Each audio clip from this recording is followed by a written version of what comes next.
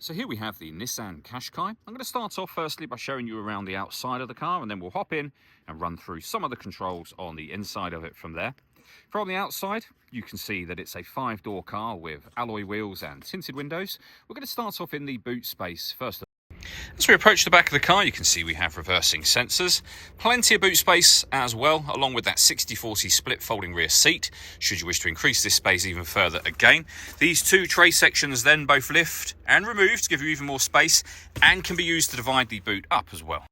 Okay, so we're just going to work our way back around to the front of the car, and then, as I mentioned, we'll hop in and run through some of the controls on the inside of it from there. Just briefly before we climb in, I think it's well worth seeing the interior from this exterior point of view. There's plenty to run through on the dashboard, so let's hop in and we'll do that now. Okay, now that we're inside the car, we're going to start with the dials. We have the rev counter and coolant temperature gauge on the left-hand side, the speedometer and fuel gauge on the right-hand side. In the centre, you can see the total mass of this car. They are 58,547. The information displayed above that can be changed using buttons on the steering wheel. So we've got an audio menu. And then, as you can see, satellite navigation, fuel economy, digital readout for the speedometer, all accessed via this button.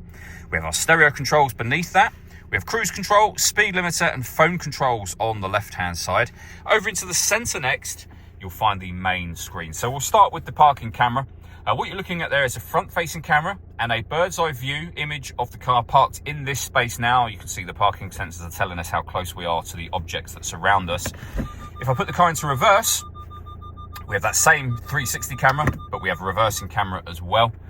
We can have the front-facing camera, the front passenger side wheel. So with those and the parking sensors, very easy to park this car. Pairing your phone is easy. Hit the phone button up in that top left-hand corner, then connect, then you'd pair a new device from there. When it comes to music, we have DAB, FM and AM radio, a CD player, auxiliary input, and Bluetooth audio as well. Over on the right-hand side here, we have the satellite navigation. Really nice, clear colour display. It's a very easy system to use. Just press nav and follow the instructions on screen from there. Working our way down, we have dual zone climate control. You can adjust the passenger temperature, the driver temperature. You can increase and decrease the fan speed from here. You can determine where you'd like the air to be distributed. And when you're happy with those settings, that's now your air conditioning turned on. Same button will turn it off again, or hit auto. The car will now take full control of the fan speed and direction of the air to maintain the temperatures that you've asked for. You can manually override that whenever you wish to and put it back on your own settings here. We have a 12-volt charging socket, electronic handbrake, and then your 6-speed manual gearbox. Last thing I wanted to mention is the panoramic glass roof. There is a button that will open that sunblind all the way to the back of the car.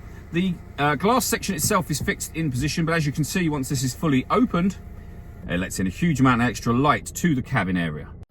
All that leaves me to say is thank you for taking the time to watch this video. If you'd like to come and see the car for yourself and have a test drive, please feel free to give us a call here at Surrey Specialist Cars. We'd love to hear from you.